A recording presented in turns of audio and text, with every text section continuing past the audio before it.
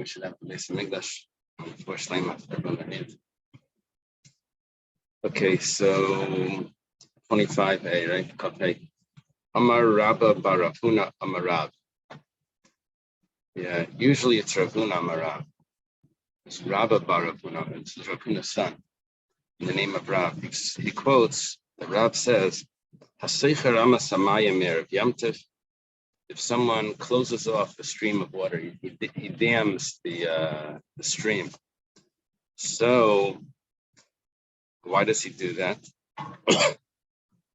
Well, I'm not sure exactly why he did it, but one of the things that he accomplishes is that there's no new fish in this reservoir that haven't entered yet from after yesterday.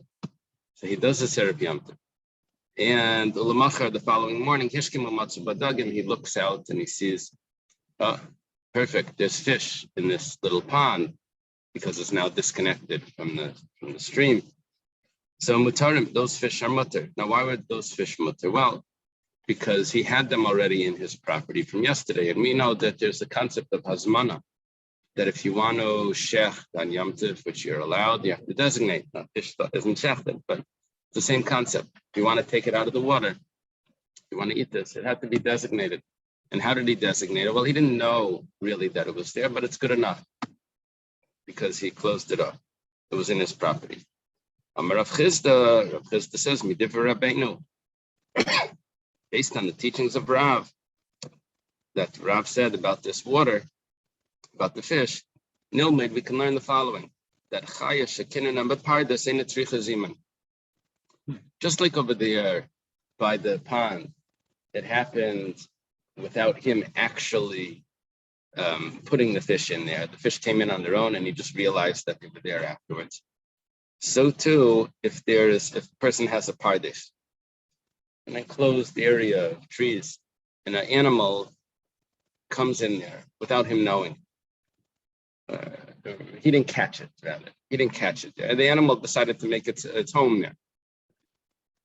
So it starts to raise its kinina, it starts to raise its young there. So in a tzricha ziman, you don't have to actually designate it. You just have to go out in the morning and you say, look, it's here already. So that's considered designated. It's good enough. The comparison, fish to an animal that decided to make its home in your backyard. Rav Nachman says about Rav Chisda's statement, Nafal Chavrin berav rivatza. Our friend has fallen into a machlekes with great people. In other words, our friend has just gotten into trouble. Who's our friend? Rav Chisda. Rashi tells us here that Rav Huna, Rav Nachman, and Rav Chisda are all students of Rav. Yeah. I always thought Rav Nachman was more associated with Shmuel because Rav Nachman says he's from Nardoi and Shmuel was from Nardoi. I always assume that was. Yeah, but in the students, I know Rav Huna was by Rav. I know Rav Yehuda was by both. Rav Chisda, I knew was a son-in-law, not a son-in-law, but a grandson-in-law of his wife. Father was a son-in-law of Rav. Rav Nachman is associated with Rav or with Shmuel. Here we're learning that he's associated with Rav. He's under Shmuel. Yeah, he lived in Nardoi. Oh, there's a line there. Oh, beautiful. Okay, good. Yeah, very nice. So he's under Shmuel because he's in the same yeshiva, but he learned by Rav. I guess he took over the yeshiva in Nardai when they moved back. Because after Shmuel, they left Nardai. Okay. So Nachman says a friend has fallen into a big machlekes. Ikadami, there are those that say, Amar Rabba bar Rav Huna midivir Rabbeinu nilmaid chaya shekinim pardesein tzricha ziman. And Amar Rav Nachman nafal bar chavrin berav rasa. So some say, remember the original statement of Rav about the fish that were found in the water was a statement that was given by Rabba bar Rav Huna in the name of Rav. Then on that statement, Rav Chisda came along and made a comment. Some say that it wasn't Rav Chisda that made the comment. It was really Rabbi bar Rav Huna that was quoting Rav made the comment. And what does Rav Nachman comment on that? He says, the son of our friend has fallen into a machlekes of great people. Okay. Who's our friend? Rav Huna. Rabbi bar Rav Huna, the son of our friend. Now, what's the problem? It seems like it's exactly what Rav said. If there's a fish that made their home in the pond, or if an animal made its home in your backyard, it seems to be the same thing. The Gemara says, no. Hasam like covered Maisa.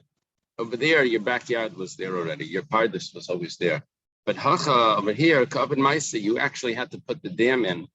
You had to set that up before Yom Tov. That was a Maisa that created the Hazmana. When you put up that block in the water, then all the fish that are inside are inside. Over there, when was the fence built? It was 20 years ago you put up the fence. Now some animal happened to come in, you don't know about it, that's not a real Hazman. So there's a huge difference between the statement of Rav when you did something on Erev Yom Tov to the statement of Rav Chisda or Rabbi bar Rav Huna where you didn't do anything. The Gemara now continues to challenge. Another issue. You don't need to, according to Rabbi bar Rav Huna or according to Rav Chisda, you don't have to actually designate it. But Tanya, we have a brayse that says, if an animal makes its home in your orchard, you have to actually designate it that you're going to eat it. If it's a wild bird, we spoke about that. You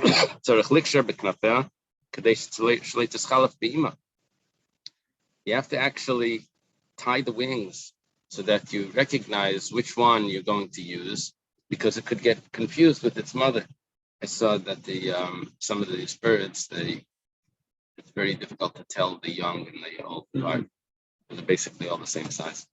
So sometimes you can tell by at least on the canal, the feathers go from white to black. And if you see it on the tip of the feathers, it's still black. That means they're still young. Yeah, I think it's Igrids, ibis, whatever that. Anyway, the professor will tell me. So actually, Mrs. Brennan was telling me about it. So okay, so you have to tie it because it's hard to tell them apart. See, you can't just rely on Chaya Shekin Pardes. That's not enough. It's because your backyard is enclosed automatically. It becomes designated. No, you have to actually do something to designate it. Okay, or at least pronounce that it's designated. We had a discussion before. Can you stand downstairs and say which one, or do you have to go up? Right? Tiyufta, very strong question. Okay, now the Gemara challenges the other way. Do you really need to designate it? But Tani, we have another brayse. Amar Reb Shimon ben Elazar. Shimon ben Elazar says, Shimon ben Elazar is a student of Reb Meir. Reb Meir is a student of Reb Akiva. So he says, Moedim Beishamai or Beisilal, that Beishamai and Beisilal agree. Al she'ezminan b'teicha kan amatzon lefnei akan she'asurim. This was that interesting Gemara where he designated there were two levels in the birdhouse, and you designated one, and you didn't find it in the place that you designated, and you found the one from the other one that was missing, and it must be that was the one because you found it on the front of it. Okay, that there would be a problem. When would that problem be? That's where you actually need to designate. That's b'yoni shayvach. That's the doves of the birdhouse. B'yoni aliyah, the doves of the attic. B'tziparim shekinna b'tvichim, for the birds that made their home in these little pitchers that are in the bird cage. B'bira, right? That way we're in the house. But if it's geese or chickens or Herod's doves, roads, whatever. This is what we were looking for. Or if it's an animal that made its home in your backyard, in your orchard, these do not require any designation. They're automatically designated. You have your mind set on these birds. They're in your backyard. We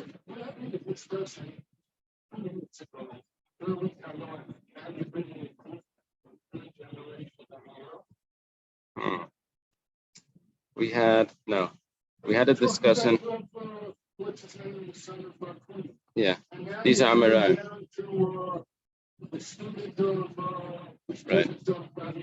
Yeah. So what was happening here is we have a statement from Rav. We had a discussion if that's comparable to an extrapolation that was made on that statement from either Rav Barahuna or Rav Tizna. Then we start quoting an earlier source to disprove or to prove if that's really comparable. So we started off saying that you can't compare. There was an action by Rav's statement, and Rav Barakuna's statement, there was no action. Then we said, but does it really need to be designated? Does it not really need to be designated? Now we're holding that, do you really need to designate it? We have a Beitza.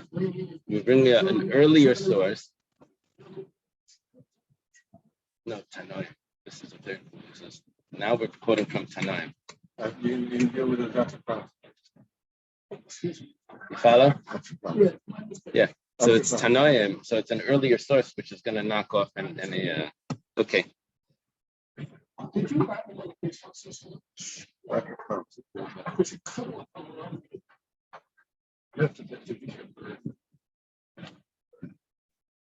Right.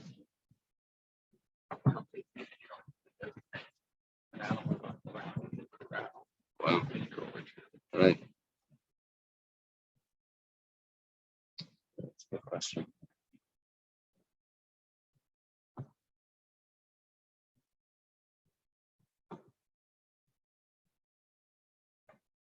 So maybe I'm not sure if this is the answer. It's a good question.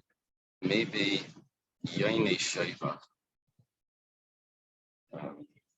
The doves need to be designated, but the chickens don't need to be designated.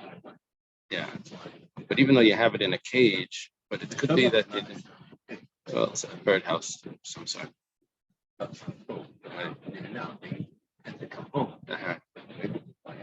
But the chickens don't need to be designated. The chickens were there for food or for eggs, right? But the Yonim, I don't know what they were there for. I'm not sure. I guess they didn't have, Yonim I think had offspring every month. The chickens had every day. So those were not, so it wasn't so clear that you were going to shech the Yonim. The chickens was much more, they had much more. So, okay. Maybe that resolves it. Depends on which type. Another question is Chayash of the Pardes. Right? You just have something in your backyard that doesn't need designation, apparently not. See, this is an interesting proof. Like we said before, the wild bird needs to be tied. How do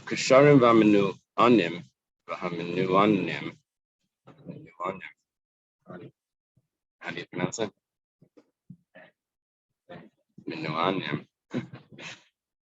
This means that they were shaken. You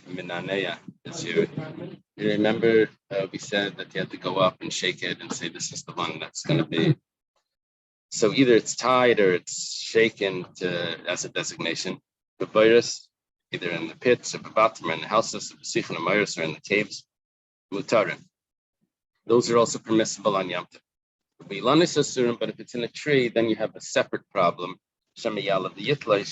That's a problem that you don't want you to climb the tree because you may end up pulling off a branch. Any bird, even if it's wild, but you tied it or you shook it, if someone's watching you shake it, they can't go over afterwards and just take it for themselves because what you just did is a kinyan. And it becomes a side halacha here, besides for Yom Tov, is that's considered a kinyan. Okay. What is our question? We had a quote in this brisa that says, we had a statement here that chaya shekinena bepardis is mutter.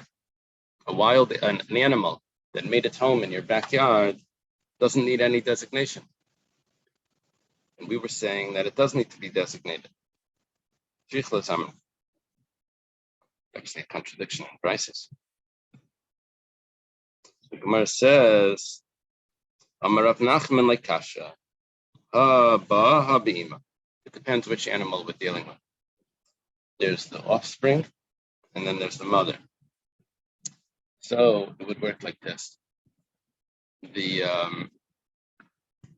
offspring is stuck in the backyard. It can't fly out. It can't get out. The mother was able to get in and out, so it decided to make its home there. So the mother you really don't have captured, but the offspring is there to stay. So when it's Rav Nachman's answer is that you don't need to make a zima, you don't need to designate the offspring, but the mother you would have needed to designate. The Gemara says, Ima ziman sagila, the mother you would just have to designate. Notice you made a contrast over here. The mother needs a designation. That would be one brisa. The other brisa would be that the offspring doesn't need. The mother just needs a designation. Say the malaisa boy. You have to do much more than designate. You have to actually capture it. You have to trap it. Because if the mother can get out, it's not even considered trapped. It would have to be trapped from before Yom Tov. Both prices are talking about the offspring. And it really depends where the garden is that is captured. If it's right next to your house, so you always go over there and you're checking on it and you see what's there and you're taking from there for your table. So therefore, anything that goes in there is going to be considered designated for food.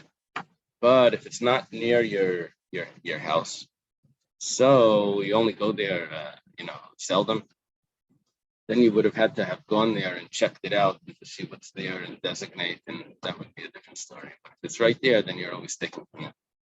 Tosfos asks an interesting question. Once you've just established that anything that's near your house doesn't need zima, chaya shekinna b'pardos, doesn't need zima. And if it's not near your house, if it's not near the city, then it does need zima. So we can go back to Rav Chisda, Rav Nachman's claim against Rav Chisda, where Rav Chisda says that, midiver Rabbeinu nilmaid, that chaya shekinna b'pardos ain't tzricha zima. He says, you're getting into trouble here. Why is he getting into trouble? We have a simple teretz. It was next to your house, and ain't a tzricha zima. And the Gemara of Nachman himself says that.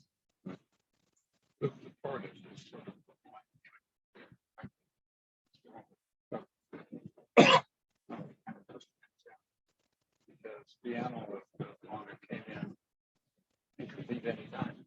Right, but if we're not talking about the mother, we're only talking about the blood anyway, and the blood can't leave. Because we're saying the content, that's all. Not just making it that would be correct. But after you make it next, it's only whatever. And now there's offspring there that for some reason can't get out. The mother can get out, the offspring can't. They're too young. You're talking going back to the bird. Well, it could be a bird cage. It could be some animal that the young can't get out. Whatever. Yeah. It may be put down on spring. Right. Or to get over the fence. There's a fence around it, so it can't get out. Whatever I don't know the technicality is, but there is a vlad that can't get out. So, but we have a teretz for Rav Chisda, because it depends where it's next to, if it's next to the house or not. So Tosfos says that, Tosfos kan b'sada smucha, tema, amay le meshani le'el kain, v'yesh leimar amayra hayalei lefarish devarav, v'hayel v'lei pirish mayri bein b'smucha pula. A brisa or a mishnah is very concise. And so therefore we can come along and say, you know what that brisa is talking about? The Bryce is talking about such and such a case because the Bryce doesn't always explain the case exactly. But an Amira is more elaborate, and he should have said what he's exactly referring to. And if he doesn't say, then he's referring to all cases. And then we can have a question on him and say, okay, you're out. The ifta.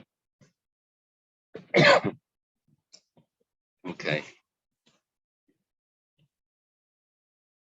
It's like the Bryce is like the Constitution. Okay. Behema, we have a new mission. Behema misukenes la yishchait elam ken yishreis b'yem lechem mimena kuzayis tzali. See, you're allowed to shech then yom tov. You would shech usually before the meal, and then you would roast it, then you would have the meal. Let's say it's after the meal. And you look outside, you see that an animal is walking a little, like it's old or something. You see, if I don't shech this soon, this might not make it till tomorrow, and it will be in a vela. So let me shech right now, and at least we'll be able to get something from it. Now, when you open it up, maybe it's going to be a treifa, maybe not, maybe it'll be good. So you have that risk. But after the meal, you shouldn't shecht unless there's going to be enough time for you to actually eat from it. Otherwise, you're shechting for tomorrow, which is not acceptable. Rabbi Akiva Imer, afil kazayis chaim based tvichasa. The first opinion said that you have to be able to eat the kazayis of roasted meat. Rabbi Akiva says you have to shecht it with enough time. You should be able to eat a kazayis from the place of shechting. Over there, you don't even need to skin it. You can just, like scoop it out from the base of shchita. You're going to eat it raw. Yeah. There was a type of raw meat that was called umza. It was like pounded, and they would flatten it out and they would eat it. Like sushi. Like sushi, yeah. Yeah. Someone told me when I taught the Kenyan Shilabel Harbor, so there was a man there from Germany who passed away. It was Mr. Dreyfus. He's been learning for years. He told me in Germany, if they had worms, like intestinal worms, he would serve them raw meat. Somehow that would get rid of. I said this over once. In fact, that's probably why I think I said it to you. That's why they had the worms. But apparently that's what they would do. So it was a home remedy. Whatever the case is, there was such a thing as eating raw meat. So we had before that it was impossible to eat it raw. Remember, it needs to be cooked. Remember, we had a Gemara like that. You can't eat it raw. Right. Anyway, if there was enough time to eat it raw, to eat a kazayas of raw meat, there's a problem over here because there's machlekes rishonim if you have the salt meat, if you're not going to cook it. Really, the salting is to remove the blood. And you have two options of removing the blood. Either you salt it or you roast it. But now, the Rambam holds that you need to salt it even if you're going to eat it raw. Other Rishonim hold that no, it's only if you're going to cook it, because when you cook it, the blood leaves the meat and will go back in. But if you're eating it raw, dame varim is mutter. It's only dame varim shapirish. The blood that left the limb that goes back is the problem. And here's a raya against the Rambam. I feel because I time based tvichasa, talking about not that you're going to salt it, you're just going to eat it raw. That's his opinion. The Rambam would have to explain that you're salting it also. Okay. Shachta besada, if you shechted this and it was in the field, layavyana b'maita, aval maybe b'yada evar. Okay, they don't want you to do something that's non-yomtiv. So what you should do is, if you carry it in on these poles, so that looks like strenuous work. You should just carry it in a bag, a little, just for the meal. And then you want to go back and get more, you go back and get more, but don't make a whole moving thing, public display that you've just shechted this animal outside. Now, does this apply even to an animal that wasn't shechted because it's an old animal. Does this apply to any animal? That's a little bit unclear. Okay. Amar Rami Baraba. Rami Baraba says, I don't know where to place him.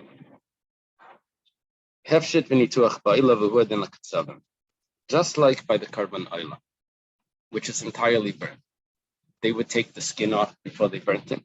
So too, when it comes to a butcher, katzav, it's the butcher, he also should take the skin off before you start eating it. We can't learn the Torah derech eretz.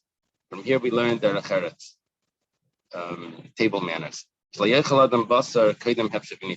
shouldn't start eating the meat before you skin the animal. My kamashmalan. The Gemara says, what is Rami Baraba telling us? In other words, the Gemara is asking, is he telling us a halacha or is he telling us table manners? Maybe what he's telling us a halacha, and he's coming to tell us that we don't follow Rav Huna. Rav Huna says,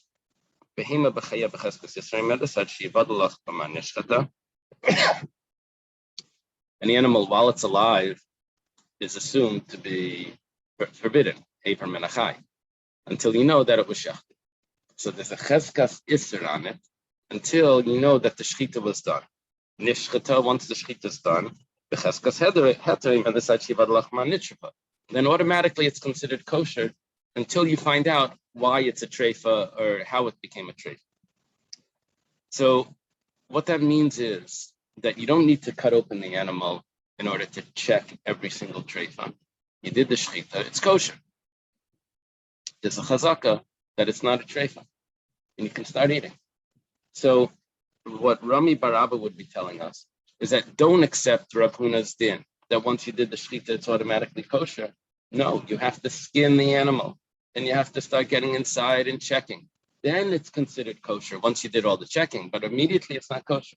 Maybe he's telling us that chiddush, that we don't hold up Rav Huna. Gemara says, but we have a Mishnah that supports Rav Huna. The Tanan, the Mishnah says, our Mishnah, you're allowed to eat straight from the neck. You did the shechita, right at the neck, you take off the piece. You don't have to skin it. My love, is it not? Must mean the place of the shechita. Umar says, lie. That's not the pshat. He didn't mean from the base of shechita. He meant from the stomachs, the place where the animal is teveches, that means chops up its own food, where it digests its food, which would mean from the stomach, but not from the base of shechita. You actually have to do a checking on it. In other words, we're now saying that it's not 100% kosher until you do all the examinations. But Tani Reb Chia makim tfichas mamish. But Reb Chia has a brisa that says it's talking about the place of shech, which means that you don't have to do the skinning and everything before you assume that it's kosher. Rami Baraba, Eirach Ara Kamash Malan. Rami Baraba is actually telling us derech eretz, Eirach Ara. Kidetanya, as it was taught in the brisa, that there are other statements of Tanaim that teach us derech eretz, not the straight halachas. Don't eat garlic or onions from the bulb. You should start from the leaves. I guess it's talking about like scallions or something. Because to start straight from the bulb looks like you're a glutton.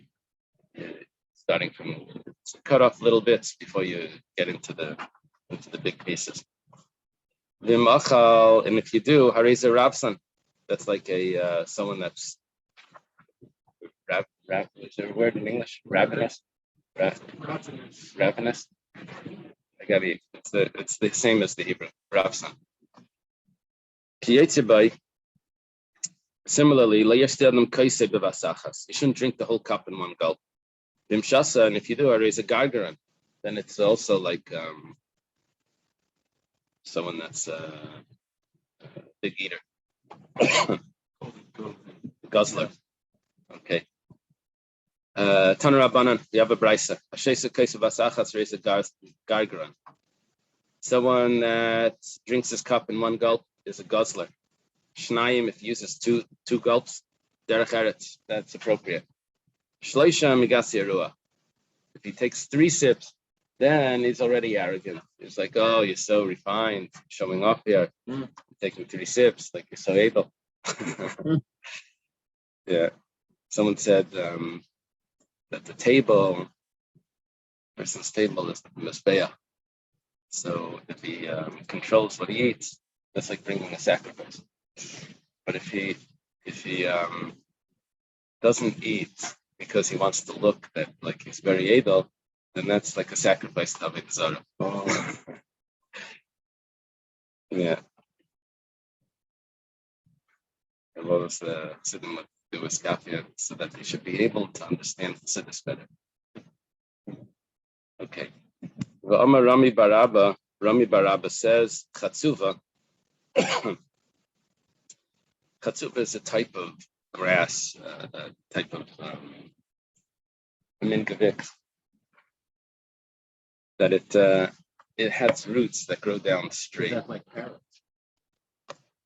Could be. The thing is that it grows back even after it's cut. So carrots you have to plant, which you have to replant it. But it has straight roots and it doesn't spread. So you would use this to mark off a boundary. It was like maybe like bamboo that doesn't spread. There's 2 types of bamboo. But so chatzuva mikateya ragleim dereshiyah.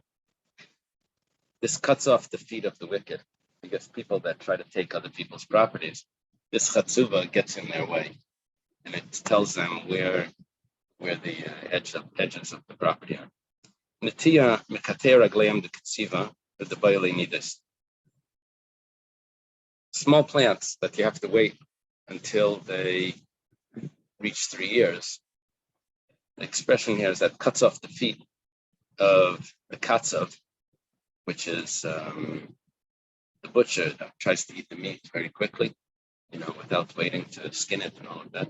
With the bailei nidus, people that don't wait for the mikvah, it doesn't help them. It's like it's saying that these are examples of things that need to be waited for. And the same with before. The chatziva is an example of a boundary. The tia is an example of something that needs patience. Chormasa is something that needs to be cooked. It's a bean. In English, it's lupine. L'katei ragleim d'saineim shel Yisrael. It cuts off the feet of the enemies of the Jews. Now, that's an expression usually that means that it's a euphemistic expression for the Jews themselves. So what it's referring to is like this. The Jewish people continued to do evil in the eyes of Hashem. This is in Shaftim. They worshipped Baal, Ashtaris, another type of idol. Aram, the idols of Aram, Tzidon, another idol of Tzidon, Mayav, the gods of Mayav, Bnei Amin, and the gods of the sons of Amin, Plishtim, and the gods of Plishtim. Those were 7 types of idols. Bayazvas Hashem, they forsook God. And they didn't serve him.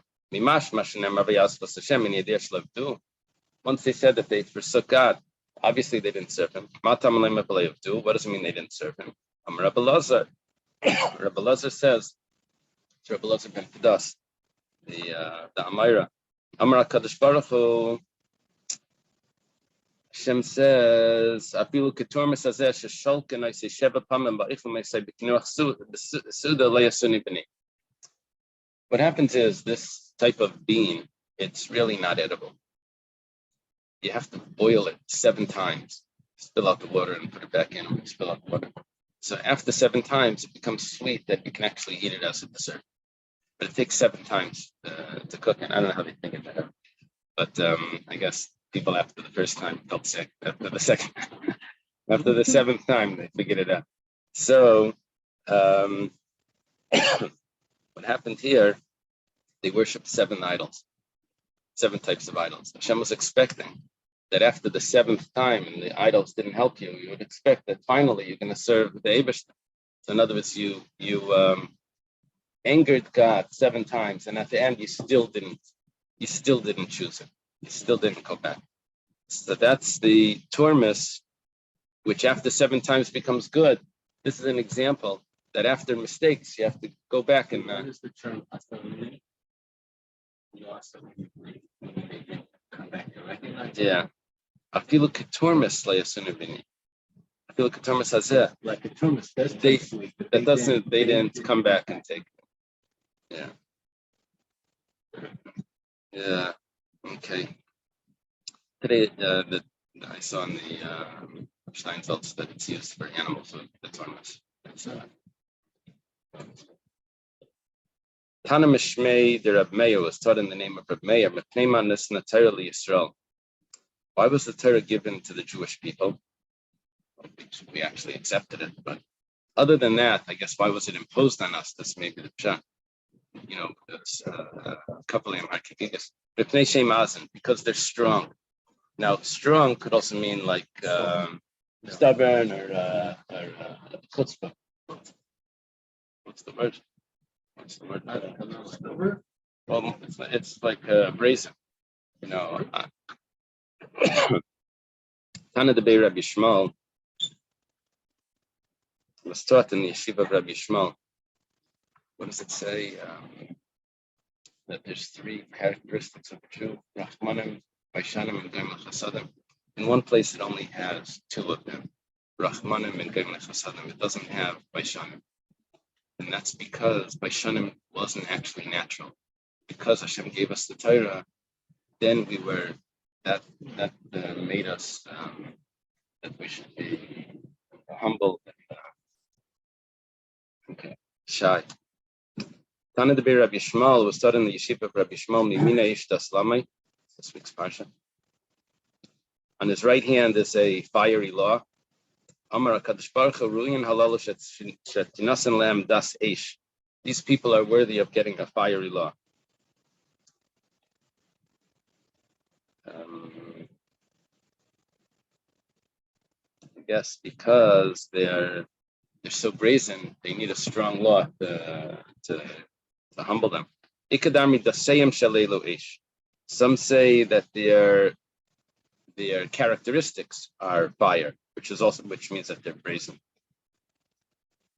Okay. Shilmali le'nitlam ter Yisrael in kol umma v'loshen yechin lamlamed b'fneim. If not for the Torah,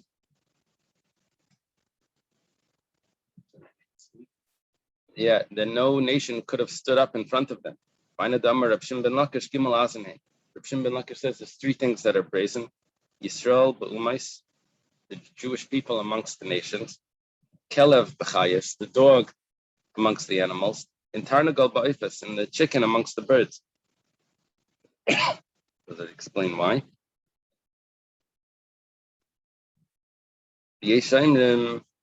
And some say also the goat amongst the animals. And some say that the slaf tree, the caper bush amongst the trees, is considered brazen. Now, Rashi explains.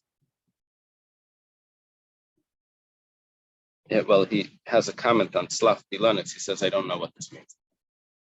I don't know what its brazenness is. I don't know what its strength is." Yeah. Tosfos says that it has a lot of fruit, but it has a lot of things that are edible. It has the berries and the leaves, and also the buds are also, the flowers are also edible. Also, it gives fruit every day in the future. And it says that Tosfos tells us an interesting thing. Yen Kafrishin, Shasharim Beres as a Tziporin, Kadeshate Aza. The wine of Kafrisin. What are Kafrisin? Slav, they're caper berries. The wine of the caper berries is you soak in it the Tziporin so that it should be strong. That means that the Slav is strengthening. And he says, not like Rashi says that Yain Kafrisin is wine that comes from Cyprus. Not the Cyprus wine then. But what's Kafrisin? Is it Cyprus or is it capers? Places says it's capers. Rashi says it's Cyprus. Okay.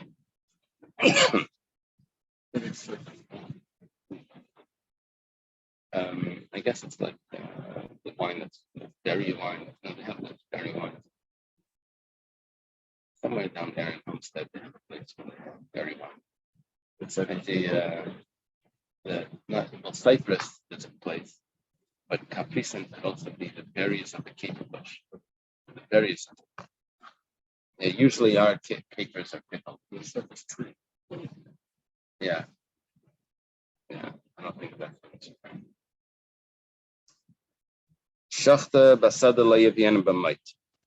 This was not Yom Tovik to carry in an animal on the sticks, on the poles. Tanarabanan, done in the Bryce and Asumi Yates b'makle. A blind person should not go out with this stick. This is sort of like examples of things that aren't Yom Tovik. It's not really. I don't think it's referring to talking to carrying in Rosh Hashanah or something. This is more like don't wear overalls on Yom Tov. You know, it's not the Yom Tov stick. So he shouldn't go out with this stick. The shepherd shouldn't go out with his satchel, his knapsack.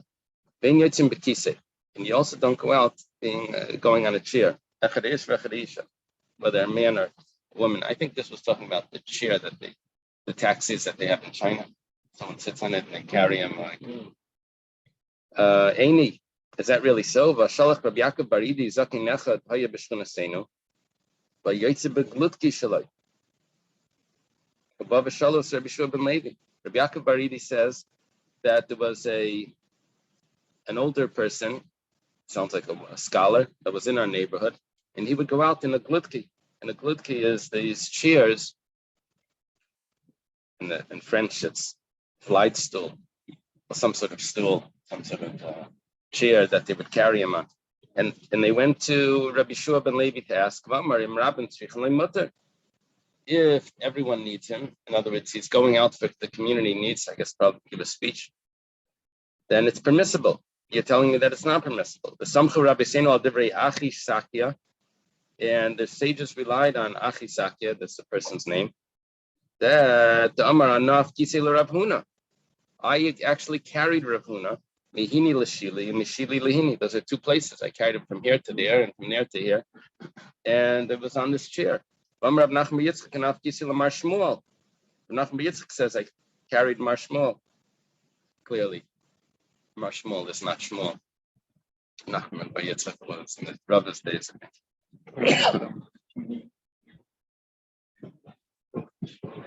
Oh, really? Oh, yeah. It would have to be within the Tchum. And Hini and Shili were near Surah. That's interesting. Who was he carrying? He was carrying Rav Huna. Would that make sense? Oh, yeah. Uh-huh. Uh-huh. That's in the, what's it called right near there, Kuwait? What's it called? Yeah, but what's that area called? It's like, it's right, it's in the, no, that's the Gulf. It's called the Persian Gulf. Yeah, no, there's a lot of, there's like the rivers meet there. Yeah, well, the whole area is in the Fertile Crescent. The Middle East. Middle East, okay.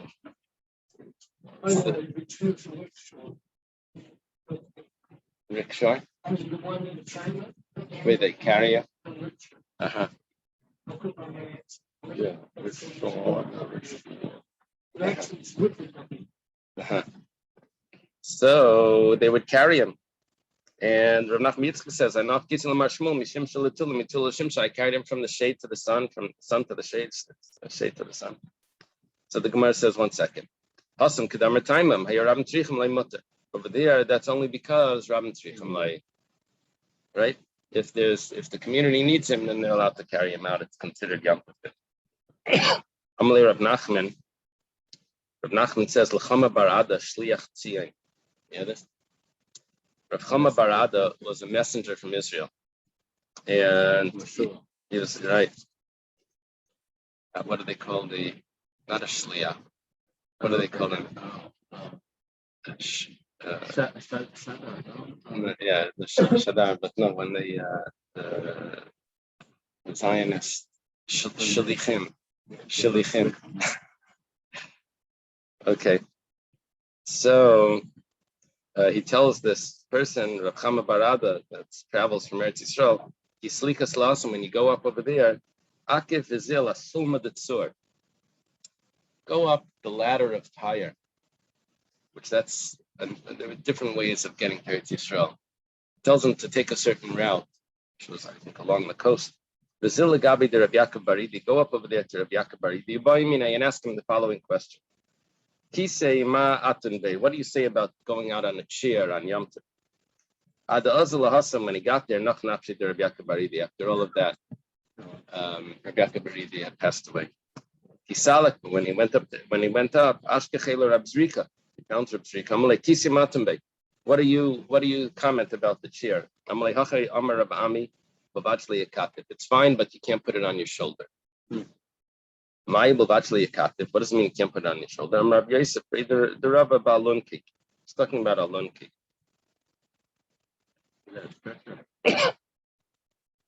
Apparently they would put their one arm on the two people would put their arm on shoulder, and then the person would sit in between. So there were two people would be holding each other's shoulders, and the person would be sitting. Oh, really? Uh-huh.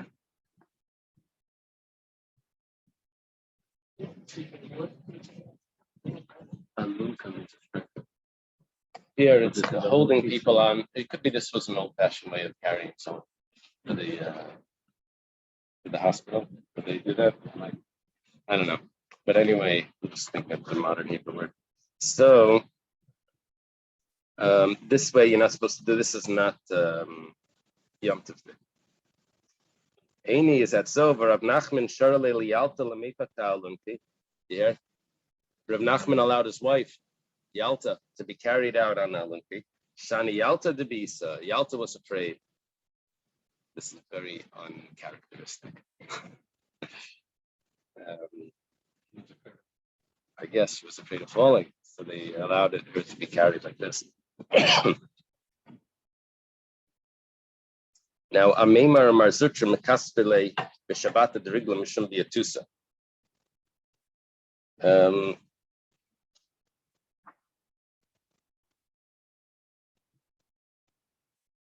Ameimar in Marzutra, this is the end of the Amaraic period. They were in the days of Rashi. They would be carried out on the Shabbos of the Regel yesterday, right? Mishum Biatusa, because of fear. And some say because the people were pushing, and so they would carry them in this way so that they shouldn't fall.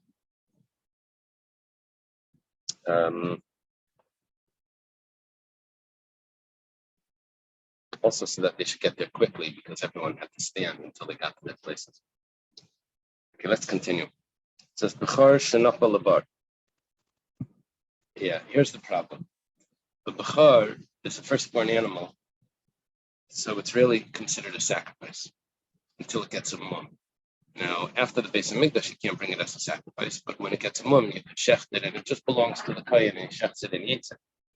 So here, you have a Bechar, firstborn animal. It falls into the pit. Now, there's a problem. What can you do on Yom Tov?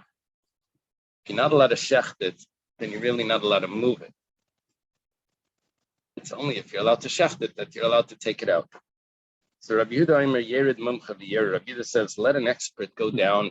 An expert means someone that can tell the difference between if it has a bruise that's going to heal or it's a bruise that's not going to heal. If it's considered a mum. A mum is not a treifa. A mum is like a cut on the eye or on the lip or a mum that will invalidate it as a sacrifice.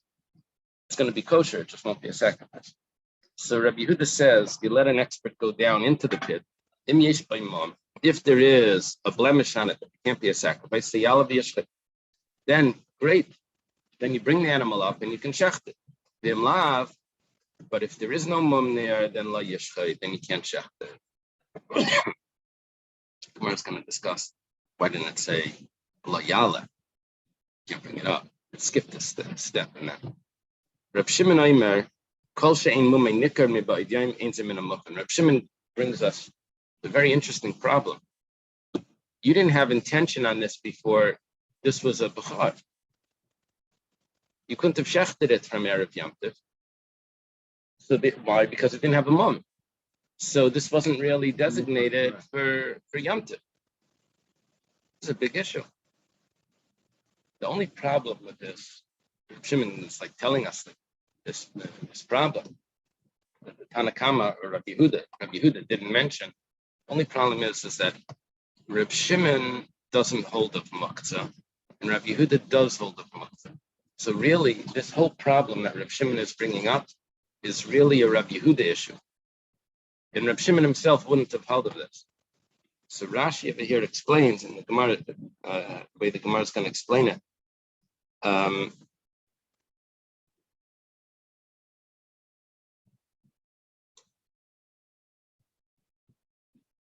Rabbi Yehuda was referring to an animal that had a mum from Erev Yom Tov. To read this Mishnah. It had a mum. You wanted to take it to the Chacham, but you didn't.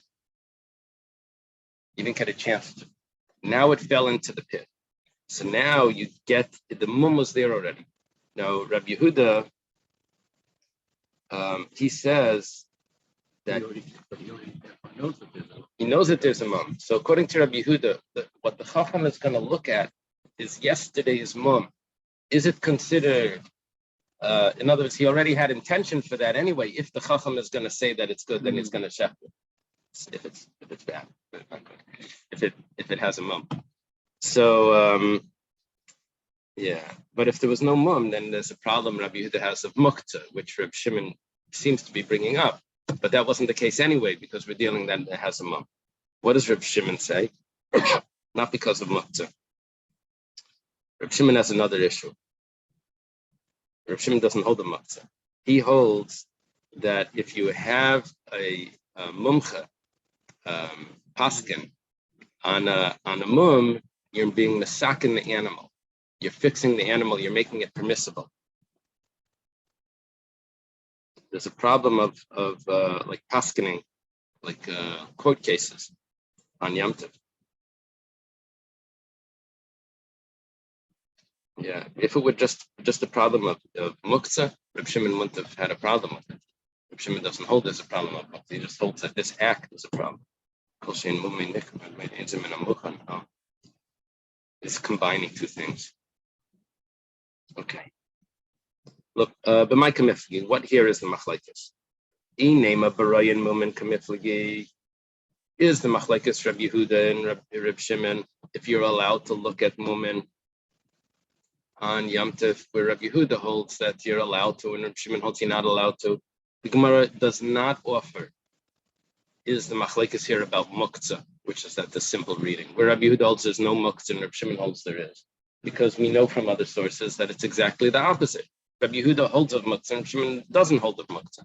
So what's our option? Is a mumcha, is a chacham allowed to see the mum? Rabbi Yehuda savar rayin mum and b'yam tov. Reb Shimon savar ein rayin mum and b'yam tov. V'liflagu b'rayin mum and alma. So why do you have to come up with a story about a bachar that fell into a pit? Why can't you just have a bachar in your backyard?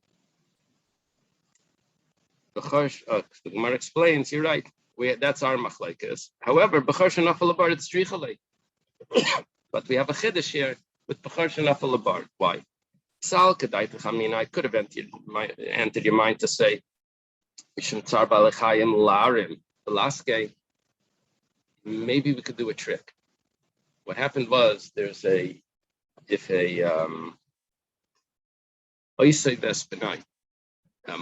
mother and a mother animal and a child animal fall into a pit.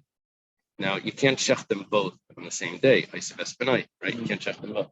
So Rabbi Yeshua says, what you can do is you go into the pit, you take that one up, you say, I'm going to shech this one. And then once you're up, you say, you know what? I really wanted to shech the other one. You go down and you bring up the other one and you shech the other one. So you didn't shech the first one, but you still, Tzar Melechim is that they're both stuck in the pit and they need to get out. Food or whatever, just to be able, uncomfortable. So it's just, I don't want to hurt you, I just want to eat you. So, no, to get them both out of the pit, you're allowed to do a trick. It's a harama. It's a harama that you get them both out. You say, first I'm going to need this one. Then he says, no, I want that one, right? So let's do the same thing over here. You say that first let's get it out of the pit. And then we'll figure out afterwards. Is it really acceptable? Larim, according to this, what would the harama be? How do you get it out? You say, oh, there must be a mum on it. Like, imagine that there's a mum already. And then you take it out to chef. And they say, oh my gosh, there's no mum out there. But maybe I would be allowed to do that. Kamash Malan comes to tell me that I can't do that. I'm only allowed to take it out of the pit if I know already there is a mum that needs to go down. And as I could have thought like Rabbi Yeshua, but really the question is, are you allowed to look at mumen? But I have an extra chiddush of bar that I don't do what Rabbi Yeshua says to do by Yosef Espinal. Umar says, that's your chiddush. Lo yishchay. When Rabbi Yehuda says you can't shecht it, he skipped. Lo yala v'yishchay. His main point should have been you can't bring it up. You missed the emphasis is off. Lo yala v'yishchay mibayla. Sligmar says lo tzricha. No, you know what we're talking about? The other vaske, that he already brought it up. He wasn't allowed to, but he did. I could have thought that maybe you can shecht it. How could I think that you can shecht it? Kamash Malan, it comes to tell me that you're not allowed to shecht it. It says, Lishchate. How are you going to shecht it? Hatambu. It doesn't have a mum. It's like Tricha denafel be mumma. It must be that it got a mum. So it's v'amuktahu. But Rabbi Yehuda holds a mukta, but it didn't have the mum yesterday. Ela denafel be mum over me'erev yamtiv. It had a temporary mum on erev yamtiv. V'hashta havali mum kavua, but now it has a permanent mum. So because of the temporary, the time of the daiti lave, could have thought that maybe the temporary mum already had it given me the intention that I would be able to shecht it. B'nishchate kamash malan, that I can't shecht it. Okay.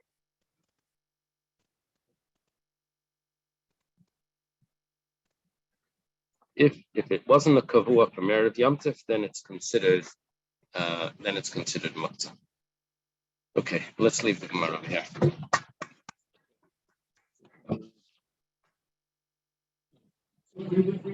Oh boy.